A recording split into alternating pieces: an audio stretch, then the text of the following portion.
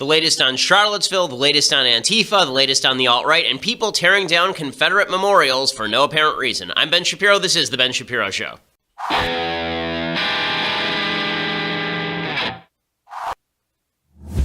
Another day, another world full of terribleness, and we will discuss all of it from left to right and right to left and all the things in between. But before we get to any of that, first, I want to say thank you to our sponsors over at MVMT. So MVMT Watches was founded on the belief that you should be able to get a really nice watch, really clean-looking watch, and not break the bank. Okay, I love my MVMT watch so much. I wear it every single day. Okay, the folks at the studio can testify to this.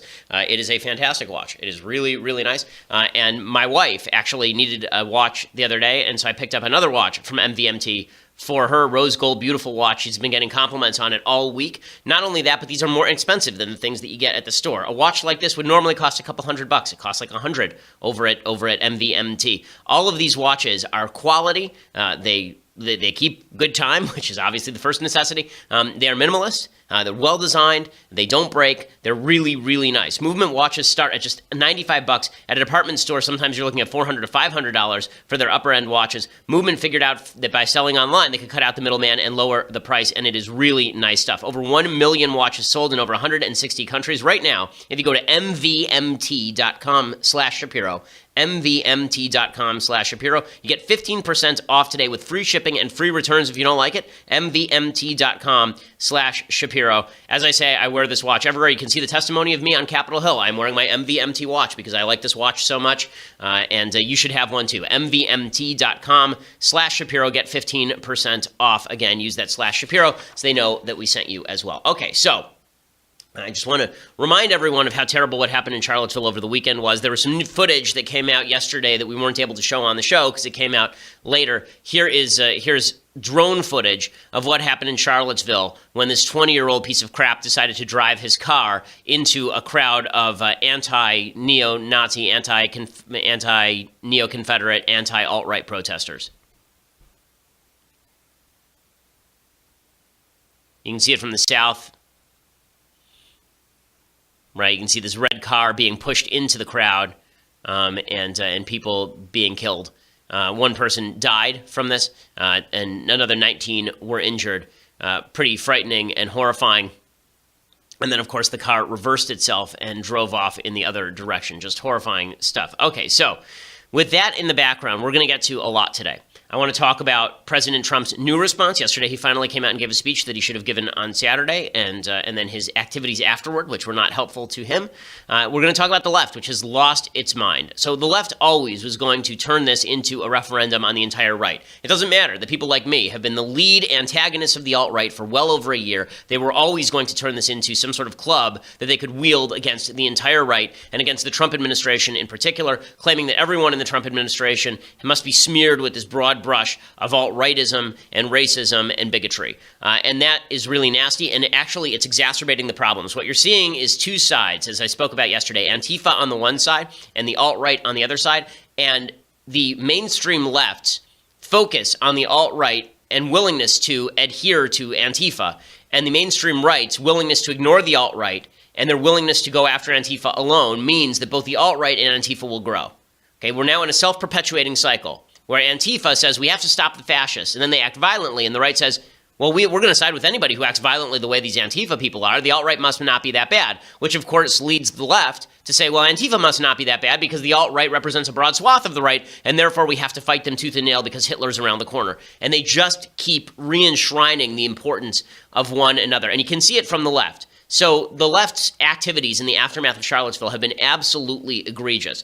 Not just the stuff they're saying, the stuff that they're doing. We'll start with the stuff they're saying. Joy Reid over at MSNBC, she came out yesterday and she said, white nationalists are everywhere. They're behind your bed. They're behind your curtains. They're inside your closet. And they're all over the White House. Here's Joy Reid making this case.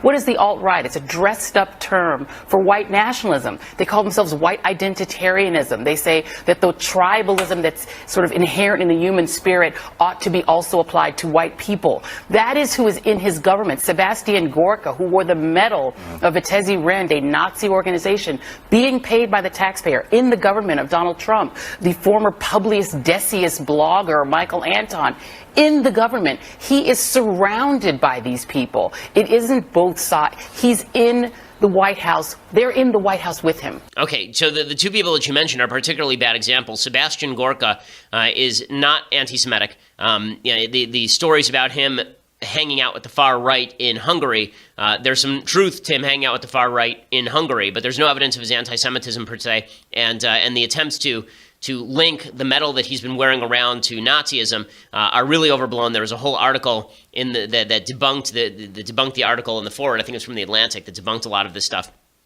So the Gorka is a bad example. And Michael Anton, as much as I dislike Michael Anton's writing and think his Flight 93 election essay was garbage, he is not a white nationalist. And so she's picking bad examples. It just demonstrates how the left is tempted to use the alt-right brush to paint everyone. Rich Lowry, who's sitting there, actually went on to chide Joy Reid for doing exactly that. And it's just foolish of the left to do this, because the more they do this, the more they push more people into the arms of the alt-right. A lot of people say, well, if the alt-right is people like Michael Anton and Sebastian Gorka, I guess maybe I'm alt-right. No, you're not, because those guys aren't really alt-right, okay? The alt-right is Richard Spencer, Jared Taylor. They're a bunch of popularizers who have tried to mainstream it by changing the definition, and the left is helping out in that quest. Meanwhile, you see the Black Lives Matter co-founder coming out and saying that hate speech is not protected by the First Amendment. This is an actual threat to the First Amendment of the United States. We saw yesterday Texas A&M canceled some sort of rally, some white nationalist rally, under threat of violence. This is scary, okay? It's not just scary because they're white supremacists, but it's scary because free speech is a right that all of us have, even the people who I think are garbage and have terrible, terrible views. Here's Black Lives Matter saying that if it's hate speech, then it's not protected by the First Amendment. Eminently untrue. White nationalists are actually fighting to take away people's rights. Black Lives Matter and groups like Black Lives Matter are fighting for equality. And hate speech, which is what we're seeing coming out of white nationalist groups, is not protected on the First Amendment rights. And so I think that's important that we really delineate what's happening right now. Okay, that's not true, number one. Okay, hate speech is, of course, protected by the First Amendment. And when it comes to BLM trying to claim that only one side is promulgating hate speech, I mean, there are videos of people at BLM rallies shouting, pigs in a blanket, fry them like bacon, right, talking about cops. Okay, you remember that it was a guy who was very sympathetic to the means and motives of BLM who shot a bunch of cops in Dallas a year and a half ago. I'm not saying BLM is to blame for that. I am saying that BLM's program is hardly a nothing. Okay, it's hardly just we're trying to defend lives. And they've been incredibly anti-cop. They've incentivized people in Ferguson and Baltimore to riot, and yet they say that all of their enemies must be shut down. This is the danger point. Okay, we're reaching the danger point where people on the left say that the alt-right has to be legitimately shut down, not for violence, but because of what they say. And people on the alt-right say that people on the left, like Antifa, are representative of the entire left. Okay, we're really at a Weimar Republic point where you're seeing battles in the streets, and they've been going on for months. And you're seeing the left exacerbate this. So I understand that the media's all of their sympathy is with the left here because they think that Antifa is not that bad, many of them. They think Antifa is just anti-fascist. That's not just what Antifa is. It's a communist anarchist group that has protested normal conservatives, normal Republicans in Portland. Peter Beinart, who I usually despise, wrote a great piece over at The Atlantic talking about what Antifa has done in cities like Portland, where just a normal group of Republicans wanted to march in their Rose Parade, and the entire Rose Parade had to be canceled because Antifa was threatening. Okay, so you've got a bunch of violent people in the streets from Antifa and a bunch of violent people from the alt-right, sometimes in response like in Sacramento, and sometimes, as in Charlottesville, it's unclear who's actually starting the violence. We just don't know yet. But it's not getting better when the left cheers on people who are moving outside the modes of law in order to enact their supposed agenda. So here's some video yesterday. This happened over in Durham, North Carolina, and here's a picture. Here's video of protesters toppling a Confederate soldiers' monument. You can see how this is working.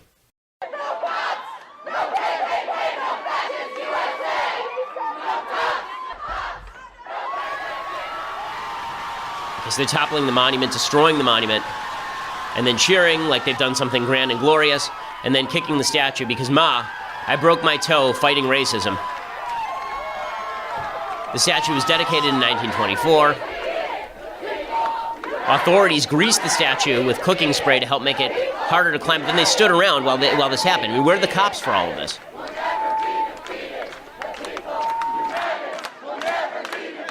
Okay, so the people united will never be defeated. It's divided, guys. I mean, if you're going to get to your chance, get it right. But and then they're all standing around. There's video of these people jumping on top of the statue and kicking the statue. Congratulations, you ended racism by tearing down a Confederate statue nobody knew about or cared about and was erected in 1924.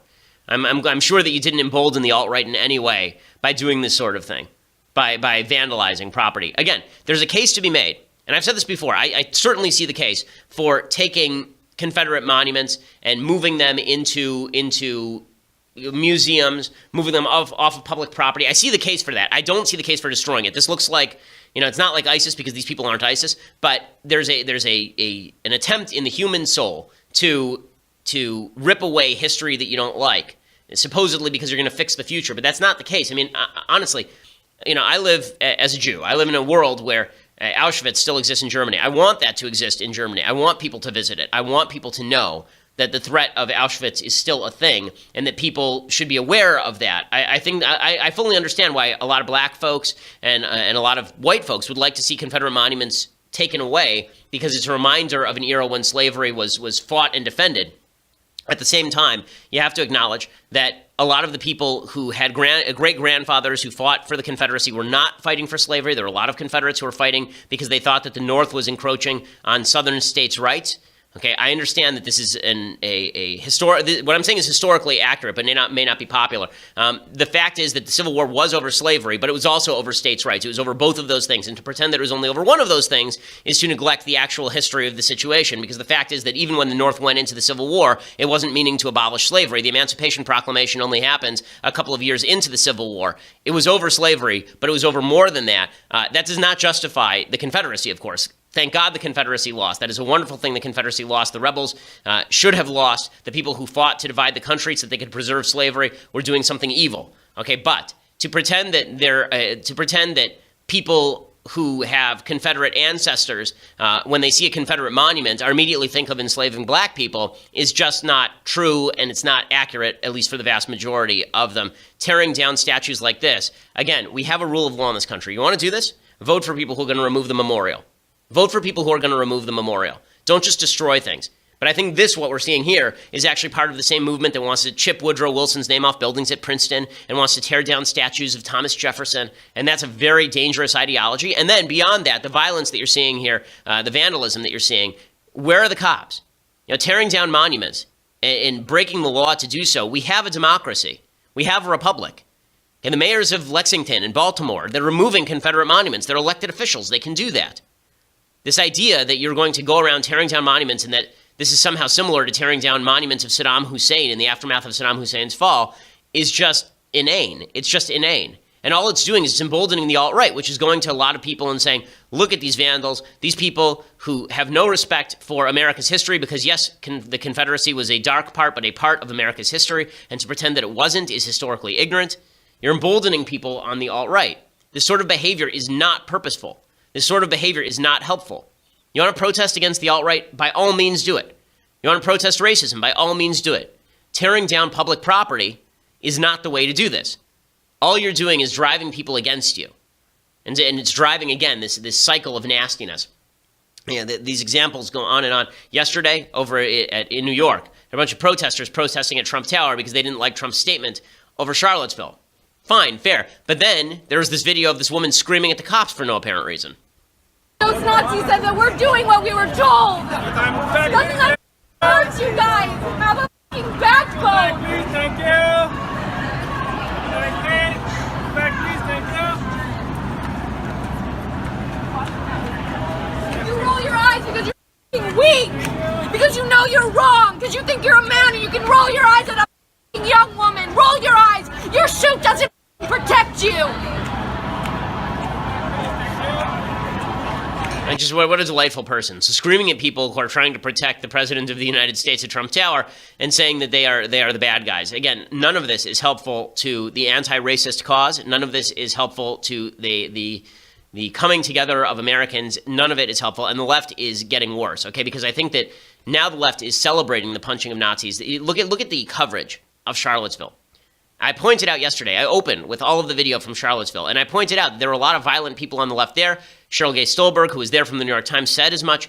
And now what you're seeing is a whitewashing of Antifa in order to go after the alt-right. I don't see why you have to whitewash one in order to go after the other. I went after the alt-right pretty hard yesterday. I will continue to go after them hard. I think they're a disgusting movement, and I think that a lot of people have been seduced into believing they're not as disgusting as they are.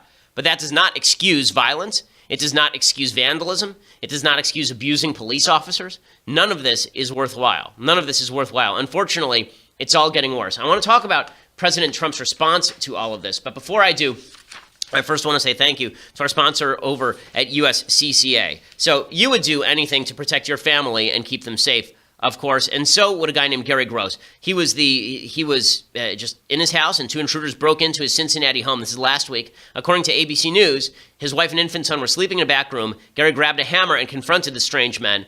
In the following struggle, outnumbered 2-1, Gary retrieved his gun. He shot the men before they could endanger his family's lives. He was lucky that he was prepared when he decided to make that life-altering decision. But when you are facing an unexpected threat, you don't want to have to think about the plan that you're going to come up with. You don't have time to think about that. And that's why it's important to have USCCA by your side to prepare you for the unthinkable. Go to defendmyfamilynow.com and you can see their world-class training and resources, their self-defense training and resources. And they also have invaluable self-defense coverage. So in case you actually have to shoot somebody, you don't want to be stuck in the court system for 3 years paying your own legal bills. The USCCA helps you out with all of that. Defendmyfamilynow.com, defendmyfamilynow.com. And right now, when you activate your bonus, you activate your membership, you get a free entry to win a gun today. So you can be prepared to defend yourself and your loved ones. Defendmyfamilynow.com. Again, that's defendmyfamilynow.com. So go over and check that out to defend yourself from an increasingly violent world. I mean, it is getting scary out there. Okay, so President Trump decides that he is going to finally change his statement that he made on Saturday. As you recall, the President of the United States made a statement on Saturday in which he said that there was violence and bigotry on all sides, and he didn't specifically single out the alt-right, he didn't single out the Nazis, he didn't single out any of that. And the result of that was that there was a lot of blowback, and I think right blowback. I think it was correct to have blowback. I think President Trump didn't do enough to disassociate himself from the alt-right, which he'd sort of been winking at. There was a report yesterday that Steve Bannon had been telling him over the weekend. Steve Bannon, who is his White House chief strategist, a guy I know well, former head of Breitbart, a man who said that he was happy that he had turned Breitbart into basically a forum for the alt-right. A guy who helped prop up figures like Milo, who were popularizing the alt-right, and so Trump didn't say anything. And apparently he was very angry that he had to go out and make a statement yesterday. So let's reenact yesterday with President Trump. So President Trump starts off the day by going after the head of Merck. So Merck is a major pharmaceutical company. The CEO, a guy named Kenneth Frazier, he's the CEO of Merck, and he was on President Trump's manufacturing board. After Trump didn't come out strongly enough, in his opinion, and condemn the alt-right and white nationalism and white supremacism, he quit the board. And Trump went out and tweeted. Remember, this is before he's made any overt statement with regard to the alt-right or the KKK or anything. He tweeted, Merck Pharma is a leader in higher and higher drug prices, while at the same time taking jobs out of the U.S., bring jobs back, and lower prices. So that's how he leads off yesterday. And people are like, really? This is where you're putting your focus? You're putting your focus on the Merck head? Everybody thinks that you need to come out and condemn the alt-right. Everybody thinks you need to come out and condemn white supremacism. If you want to condemn Antifa at the same time, that would be nice. If you want to do all those things, you can do those things. And instead, he's tweeting about Merck.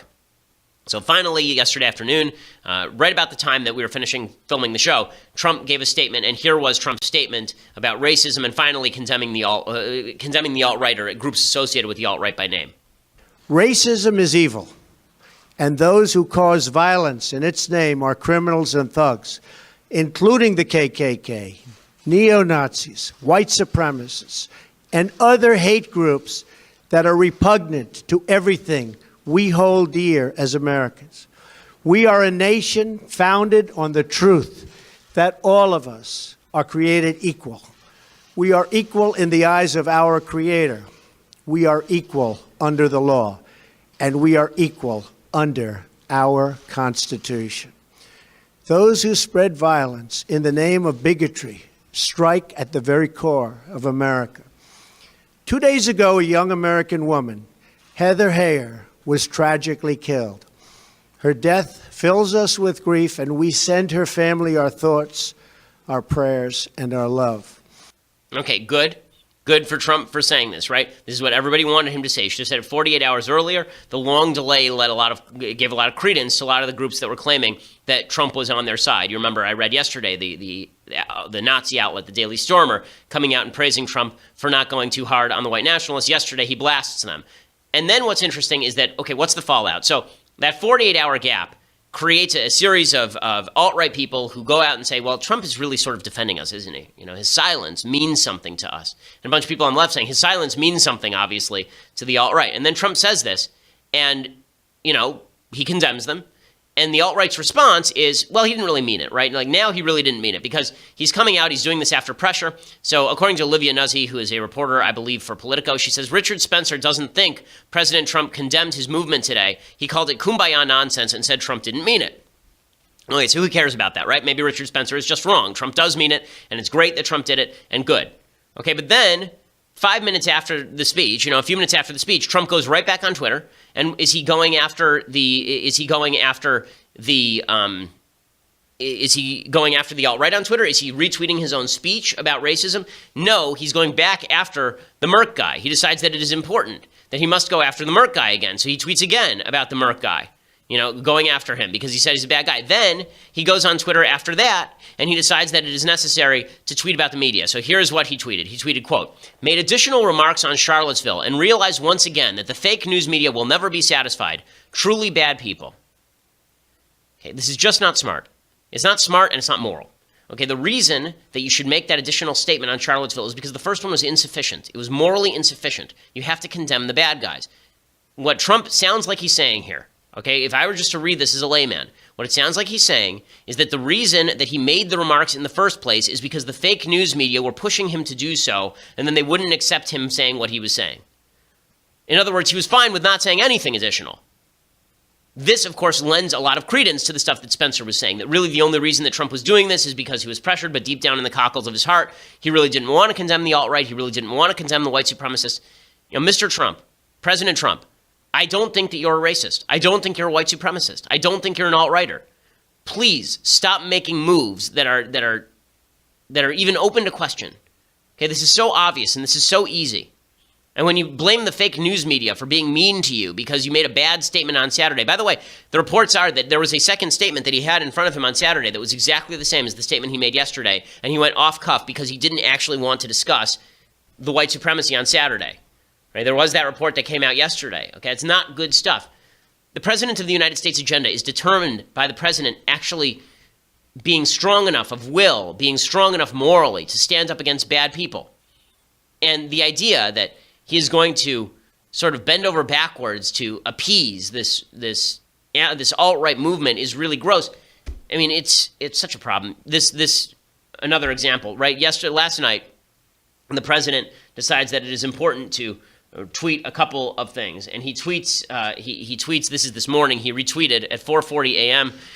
This meme, and the meme says, "Fake news can't stop the Trump train," and then it's a picture of the Trump train hitting a reporter with the CNN logo over it. Now, we've already had Trump do this, right? I mean, Trump already did the thing with him tackling the meme from the alt-right of him tackling the CNN logo head and the entire world going nuts. But this is 3 days after a car hit anti-alt-right protesters, and now he's tweeting out a picture of a train hitting CNN. Okay, it's just not smart. It's just not smart. And the account he tweeted it from apparently is an alt-right account.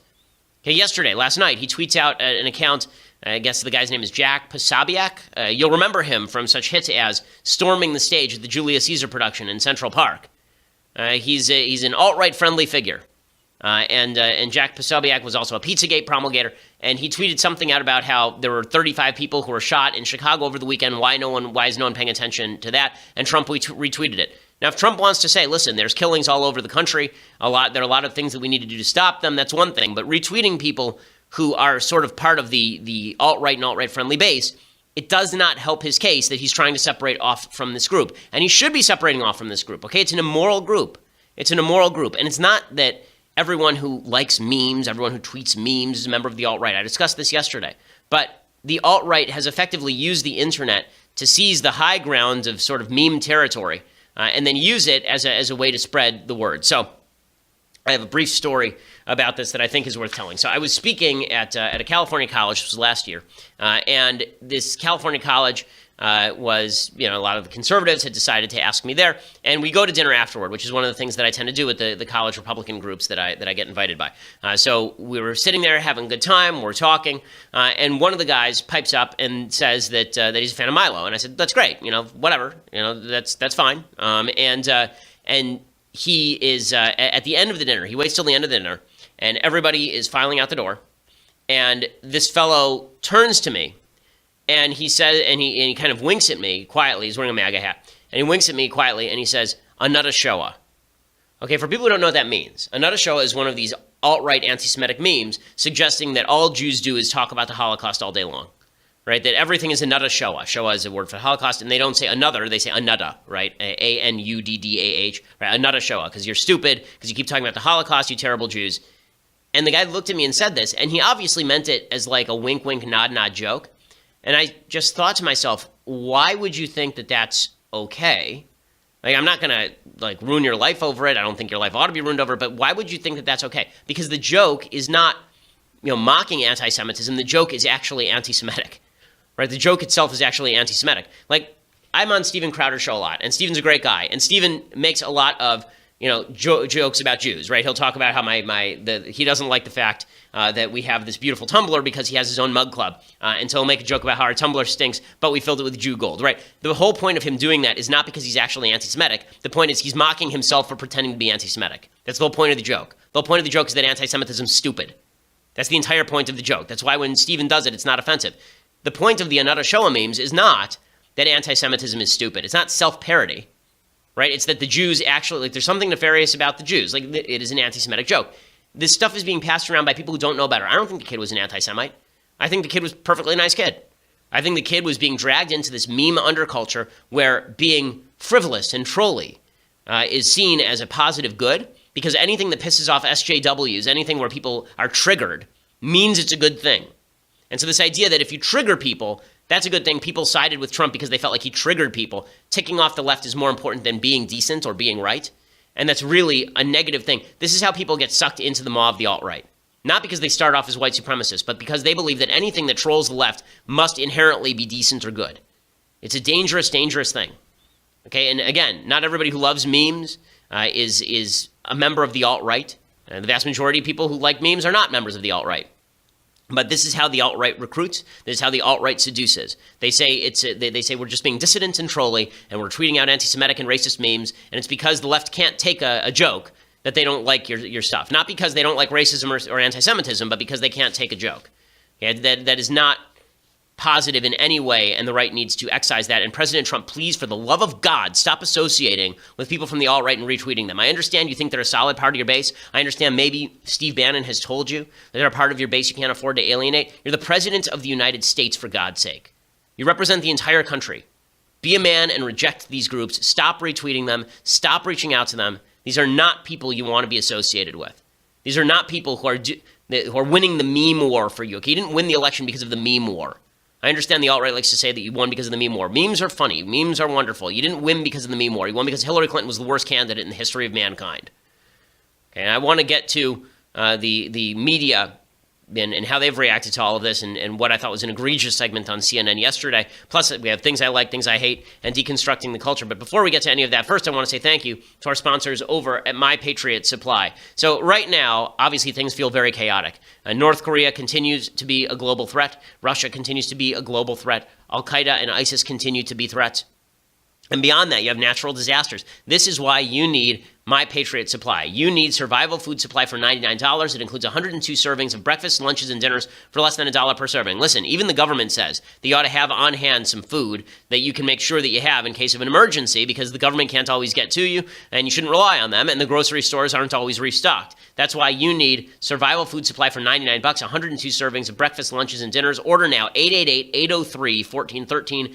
888-803-1413, or online at preparewithben.com. That's preparewithben.com. It's just $99 plus free shipping. My Patriot Supply believes in old-fashioned values. They're good people. I know them. Go over to preparewithben.com, 888-803-1413. Folks at the office have tried the food. They say that it tastes like home cooking. Again, it is My Patriot Supply, preparewithben.com, preparewithben.com. Okay, so last night on CNN, the media have decided that part of the problem here is the media likes the ratings that they get off of all this stuff. I mean, there is part of the media that is overjoyed when this sort of stuff happens because the controversy drives ratings. And the left is eager always to label everyone, as I say, a member of the alt-right, no matter whether they're a member of the alt-right or not. And last night on CNN, this panel just devolved because there was a Trump fan named Paris Denard, who was a Bush staffer, and Keith Boykin, who's a Democratic staffer, and Boykin just goes directly after Denard and basically says he's not black. I'm offended that you continue to go there, Paris, but the reality is that President Trump has not done enough, and I'm ashamed that you, as an African-American, Paris, will not say that. Well, Keith, I don't need you to try to pull my black card. I am well aware of my blackness and don't need you to try to classify me as being one. I understand what racism is. Keith, don't go there. Do not go there. I know what it means to be a black man in this country. I know, and I experience racism on a regular basis by being a Trump supporter and by being a proud American who happens to be a Republican. I get so that's the racism you experience by being a Trump supporter? I get racist comments about my family, about my mother, about my girlfriend, about my character every single day mostly coming from black people, Keith. If you really want to get down to it, my family's from Georgia. Keith, let me finish. Guys. My family's from Georgia. We have members of our family that went missing because of the KKK taking them up. So don't come to me and tell me about what it means to be a black person in this country. I fought every day in the George W. Bush White House. Yes, Keith, let me finish. Calm down. No. I won't calm down because I will not be attacked by you about my blackness because I happen to be a Republican and I listen to our president. Paris, you've really gone off the rails here. I am going off the rails. Okay, so the fact is that Paris Denard has every reason to lash out at Keith Boykin for what Keith Boykin just said, but this is the sort of stuff the media loves to promulgate, and it's just pushing the conflict to a higher and higher pitch. None of this is good. All of it is frightening. Okay, time for some things I like, things I hate, and then we'll deconstruct some culture. But first, you're going to have to go over to Daily Wire and become a subscriber. For $9.99 a month, you can see our show. It is not just an audio show. It is a visual show in all of its massive glory. You can see it for $9.99 a month. You can be part of the mailbag, which we do on Fridays. You get to see the show live. Plus, we post the show again later at dailywire.com. You can see the show without any of the ads, so you can do that as well. dailywire.com, $9.99 a month. If you want the annual subscription, then you get this, the very greatest of all tumblers, hated by Steven Crowder, beloved by the public, leftist tears, hot or cold. It is a glorious, glorious piece of hardware that you will treasure all your life, hand down to your descendants, and finally one day, when future civilizations look back and say, what did they produce? They'll realize the only thing we produced was this leftist tears, hot or cold mug that was worthwhile keeping. So make sure that you get one of those for $99 a year. You can get that plus all of the other things I just talked about. You get Knowles' show, which is coming up at 1:30 today. You can get Andrew Klavan's show, which is coming up at 10:30 today. We have a full slate of programming here at the Daily Wire, and you get all of it by going over to Daily Wire and subscribing. Plus, go over to iTunes or SoundCloud right now. Please go over to iTunes and subscribe. We continue to be ranked extraordinarily highly on iTunes. Leave a review. When you subscribe and leave a review, it helps us with our rankings. Also, make sure that you go over to SoundCloud and give us a listen as well. We are the largest conservative podcast in the nation.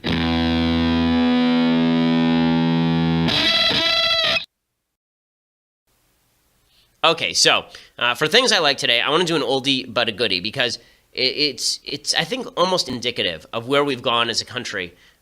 These two books that I'm about to talk about. So Harper Lee wrote one of the great American classics, of course, To Kill a Mockingbird, and it is a phenomenal book. It is a truly phenomenal book. I remember reading this book, I think I was probably 9 when I read To Kill a Mockingbird for the first time, and it is a brilliant, beautifully written piece about the power of not only tolerance, but fighting for the right.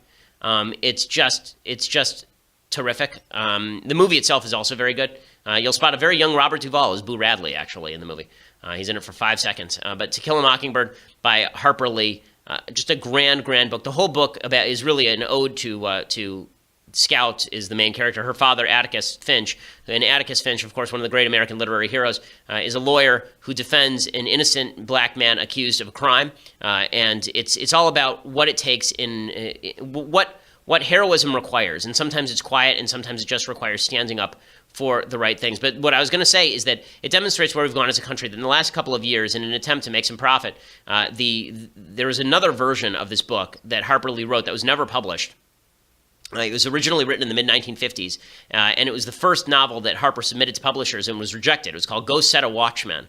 and it features a lot of the characters from To Kill a Mockingbird some 20 years later, and it's about Scout realizing that her dad was actually a racist, and her dad was actually not so nice, and all this kind of stuff. And this is demonstrative of the fact that To Kill a Mockingbird is about the American dream, and how we need more Americans like Atticus Finch in order to achieve the American dream. And Go Set a Watchman is about how the American dream doesn't really exist. Even the people who you think are heroes are actually villains. And we have to get away from Go Set a Watchman and back to Kill a Mockingbird. We all need to be idolizing Atticus Finch. We all need to be moving in that direction. And we need to get away from the world where everyone's a villain, so if Atticus Finch is a villain, we all might as well be villains. You know, the sort of sullying of the Atticus Finch character in Go Set a Watchman is really one of the literary tragedies of the last 10 years. You should read the original and ignore the rewriting in Go Set a Watchman that was only released for profit after Harper Lee. It was unclear whether Harper Lee was even competent to release it, apparently. But To Kill a Mockingbird is, again, one of my favorite novels. Okay, time for some things that I hate. So I haven't talked about this yet, but I think that it is worthwhile noticing. A couple of things. So we'll start with Dennis Prager. So Dennis Prager is a friend of mine, and Dennis was almost rejected from conducting with the Santa Monica Symphony Orchestra at Walt Disney Concert Hall. The left tried to destroy Dennis. They tried to suggest that Dennis was a racist and a sexist and a bigot and a homophobe, and therefore he shouldn't be allowed to conduct the Santa Monica Symphony at Walt Disney Concert Hall, about 2,300 seats. And he was pushed not to conduct the Haydn Symphony No. 51. There were two UCLA professors named Michael Chu and Andrew Apter. They're both violinists with the Santa Monica Symphony, and they wrote in an open letter, "Please urge your friends to not attend this concert, which helps normalize bigotry in our community. Prager's a right-wing radio host who promotes horribly bigoted positions." Dennis does not promote horribly bigoted positions, of course. It's just another demonstration that the left attempts to lump everyone in with the alt-right, and that's why it is so important both that the left stop doing that and that the right actively separate itself from the alt-right and from the racists who would hang around the fringes and pretend to be important members of the movement. This stuff is not justifiable, and Dennis is one of the good guys. And the idea that Disney Hall should have been closed to Dennis just demonstrates the intolerance of the left. It's quite ridiculous. So it didn't work. The New York Times wrote an article on the issue. The Hollywood Reporter wrote an article on the issue. And it just shows that when the right stands up and says we're not going to stand for being called racist, sexist, bigots, homophobes when we're not, then people back down.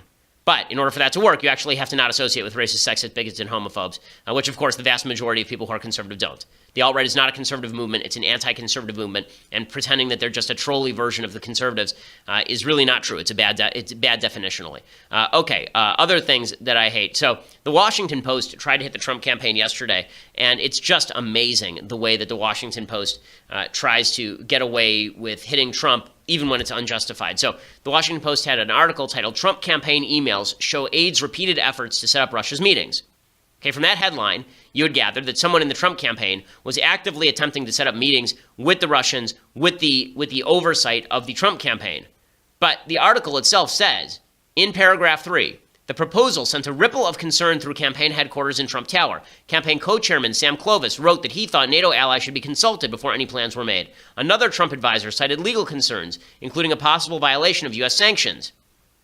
Okay, so in other words, the documents show that Trump tried to fight back, right? The Trump campaign tried to fight back against this particular effort to set up some sort of meeting with the Russians. So it sort of undercuts the Russian narrative. That's not what the headline says. Just another example of the media blowing up a story that really is an exculpatory story for Trump into something that is not exculpatory. Okay, final thing that I hate, and then we'll deconstruct a little bit of culture. Okay, the final thing that I hate here is, again, just showing that the left has no clue what they're doing, and they're actually pushing more people into the arms of the alt-right. This is from the New York Times. After a day of work at the Engineering Research Center at University of Arkansas, Kyle Quinn had a pleasant Friday night in Bentonville with his wife and a colleague. They explored an art exhibition at Crystal Bridges Museum of American Art and dined in an upscale restaurant. Then on Saturday, he discovered that social media sleuths had incorrectly identified him as a participant in a white nationalist rally some 1,100 miles away in Charlottesville. Overnight, thousands of strangers across the country had been working to share photographs of men bearing tiki torches on the University of Virginia campus. But there was a guy at the rally who's photographed wearing an Arkansas engineering shirt, and amateur investigators found a photo of Quinn that looked something similar. That was enough to go after Quinn, and they basically ruined his life. People demanded he lose his job. People accused him of racism. People posted his home address on social networks. He and his wife stayed with a colleague this weekend. Okay, again, the fever pitch in this country, it needs to calm down. This is insanity. Okay, you can't target innocent people because you're attempting to get the guilty. This is just nuts, folks. Okay, this sort of doxing of people, it has to stop. It has to stop. Wow. Just wow. Okay, time to deconstruct the culture a little bit. So, one of the things that I hate about the modern pop culture is the attempt to virtue signal. We've talked about this in recent weeks a fair bit.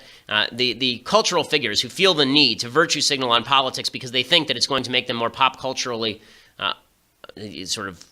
popular, that is going to draw more support. It's really foolish. So one of the people who was doing this was, of course, Lorde. Lorde, not like God, Lord, the young New Zealand singer Lorde. Was she the one who did Royals? Is that her group? Okay, yeah. So she did the song Royals. She's like a one-hit wonder. I'm not sure she's ever done anything else. But she's done some other stuff. Okay, Mathis is more with it than I am. He's a decade younger than I am, so he's still ensconced in this idiotic culture. So Lorde, Lorde, she tweeted out, being a privileged white non-U.S. citizen, I feel like tweeting to reinforce how horrific people of color treatment here is unnecessary and inappropriate. Okay?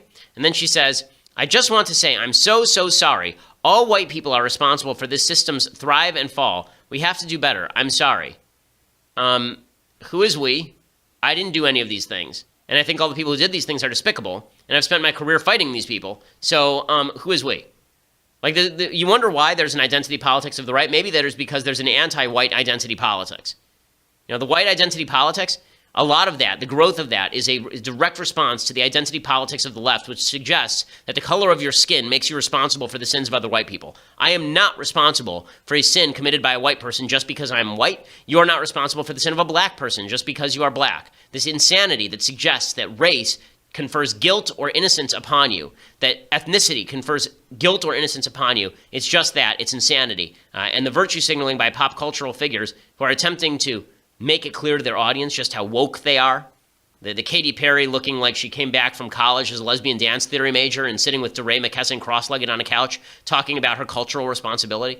Look, if you didn't do anything wrong, we live in an individual culture, okay? I don't believe in social justice because I believe in individual justice. If you didn't do anything wrong, you are not guilty. If I didn't do anything wrong, I am not guilty. If you did do something wrong, you are guilty. And if I did something wrong, I am guilty. Otherwise, no guilt, no innocence, okay? Your moral status is neutral if you haven't done anything.